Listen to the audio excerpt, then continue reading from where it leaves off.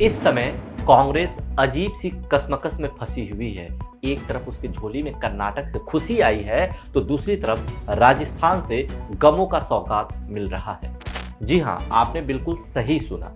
राजस्थान कांग्रेस के वरिष्ठ नेता सचिन पायलट इस समय अपने ही सरकार के खिलाफ मोर्चा संभाले हुए हैं। जहां उन्हें भाजपा के प्रोपेगेंडा से लड़ना था, वो अपने ही सरकार पर आरोप प्रत्यारोप लगाने में व्यस्त है। खैर, अशोक गहलोत भी किसी मामले में उनसे कम नहीं है। कांग्रेस हाईकमान मंझधार में फंसा हुआ है। उसे समझ नहीं आ रहा है कि इन दोनों के बीच सुलह कैसे कराएं और मामले को सुलझाएं कैसे। प्रदेश के कांग्रेस प्रभारी सुखविंदर रंधावा का कहना है कि दोनों ही एक दूसरे का नाम सुनना पसंद नहीं कर रहे हैं। ऐसे में हमारे लिए कोई भी कदम उठाना बेहद मुश्किल साबित हो रहा है।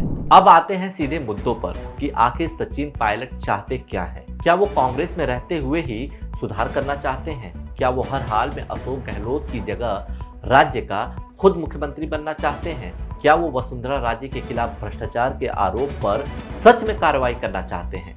क्या वो अपने समर्थक विधायकों को अच्छे मंत्रालय में बैठाना चाहते हैं? क्या वो आम आदमी पार्टी में शामिल होना चाहते हैं? क्या वो खुद अपनी पार्टी बनाना चाहते हैं? क्या वो भाजपा के इशारे पर काम कर रहे हैं? सवाल ऐसे और भी बहुत से हैं जिसका जवाब आज के एपिसोड में समझने की कोशिश करते हैं। साल 1977 में यूपी के सहारनपुर में सचिन पायलट का जन्म कांग्रेस के कद्दावर नेता राजेश पायलट के घर में हुआ। सचिन पायलट की शादी साल 2004 में फारूक अब्दुल्ला की बेटी और उमर अब्दुल्ला की बहन सारा अब्दुल्ला से हुआ। साल 2004 में ही पहली बार उन्हें मात्र 26 साल की उम्र में राजस्थान के दौसा से कांग्रेस का टिकट मिला और वो सबसे कम उम्र के सांसद चुने गए। जब तक केंद्र में कांग्रेस की सरकार रही, उन्हें कई बार मंत्रिमंडल में जगह मिली। असल कहानी की शुरुआत होती है साल 2014 से, जब सचिन पायलट को राजस्थान प्रदेश कांग्रेस कमेटी का अध्यक्ष बनाया गया। अध्यक्ष बनाए जाने के बाद उनकी सक्रियता राज्य में तेजी से बढ़ी। युवाओं के बीच आज भी वो काफी लोकप्रिय हैं। साल 2018 में जब वसुंधरा राजे के खिलाफ कांग्रेस राजस्थान में जो मुहिम चला रही थी, उसकी अगुवाई सचिन पायलट ही कर रहे थे। उनके जी जान से की गई मेहनत और अशोक गहलोत की राजनीतिक सूझबूझ की बदौलत साल 2018 में राजस्थान में कांग्रेस की सरकार सत्ता में आई। सत्ता में आते ही मुख्यमंत्री पद के लिए थोड़ा बहुत तकरार हुआ, लेकिन पार्टी हाईकमान ने अशोक गहलोत को मुख्यमंत्री और सचिन पायलट को उप मुख्यमंत्री पद के लिए मना लिया। कुछ वाद विवाद उठापटक बीच बीच में चलती रही, लेकिन असल समस्या तब पैदा हुई जब सचिन पायलट एकाएक अपने 19 विधायकों के साथ हरियाणा के मानेसर रिजॉर्ट चले गए। उनके समर्थकों ने अशोक गहलोत की जगह उन्हें मुख्यमंत्री बनाने की मांग रखी। बड़े स्तर पर मोल भाव किया जाने लगा। खैर, जैसे तैसे करके पार्टी हाईकमान ने उन्हें मना लिया और अशोक गहलोत ने इधर उधर करके सरकार बचा ली।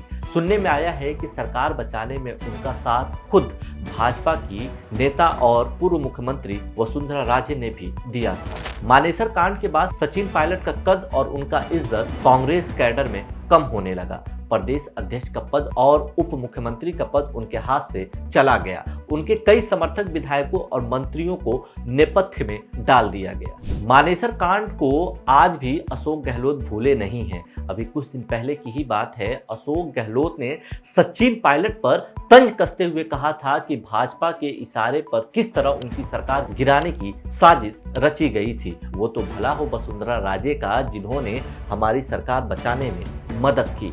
अशोक गहलोत के इस प्रेस कॉन्फ्रेंस के 1-2 दिन के अंदर सचिन पायलट ने भी प्रेस कॉन्फ्रेंस की और अशोक गहलोत पर यह आरोप लगाया कि ऐसा लगता है कि उनकी नेता वसुंधरा राजे हैं, सोनिया गांधी नहीं। साथ ही साथ सचिन पायलट ने अपनी ही सरकार के खिलाफ जन संघर्ष पदयात्रा के शेड्यूल के बारे में भी बताया। कांग्रेस हाईकमान के तमाम मान मनोबल के बावजूद सचिन पायलट ने 11 मई को अजमेर से अपनी पदयात्रा निकाली और 125 किलोमीटर की यात्रा करते हुए 15 मई को जयपुर में उसका समापन किया।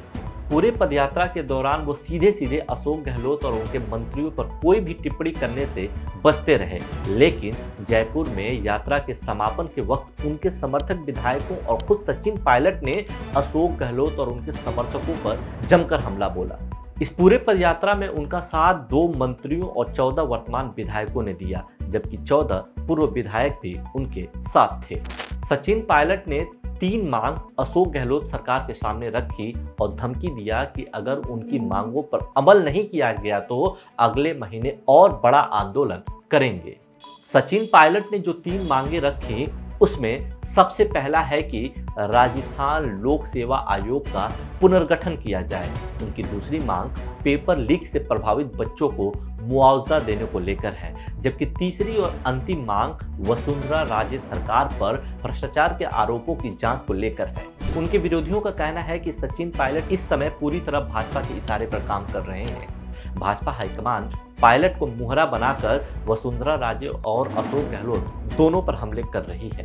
इसी बीच राष्ट्रीय लोकतांत्रिक पार्टी के प्रमुख हनुमान बेनीवाल ने भी सचिन पायलट को बड़ा ऑफर देते हुए कहा कि अगर सचिन पायलट अपनी पार्टी बनाते हैं तो हम उनकी मदद करेंगे, उनके साथ गठबंधन करेंगे।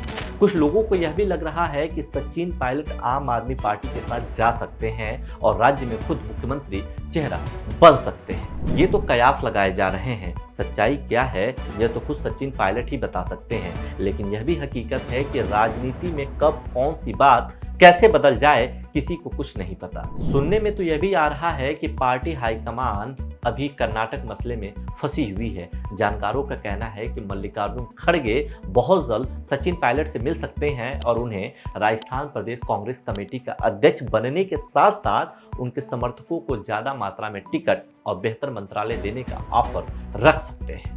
खैर, सचिन पायलट क्या करेंगे और क्या नहीं यह तो नहीं पता, लेकिन आज की डेट में वो जो कुछ कर रहे हैं उसका सीधा सीधा खामियाजा राजस्थान में कांग्रेस पार्टी को भुगतना पड़ रहा है।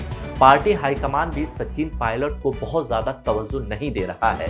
कहीं न कहीं मानेसर कांड की बात बड़े कांग्रेसी नेता अभी भी दिल से भुला नहीं पाए हैं। ऐसे में सचिन पायलट का कांग्रेस में रहना या न रहना इस बात पर निर्भर करता है कि सचिन पायलट खुद क्या चाहते हैं, क्योंकि चुनावी साल में अशोक गहलोत को मुख्यमंत्री पद से हटाकर सचिन पायलट को मुख्यमंत्री बनाने का रिस्क पार्टी नहीं ले सकती है। पंजाब में कैप्टन अमरिंदर को हटाने के बाद पार्टी की जो दुर्दशा हुई वो किसी से छुपा नहीं है।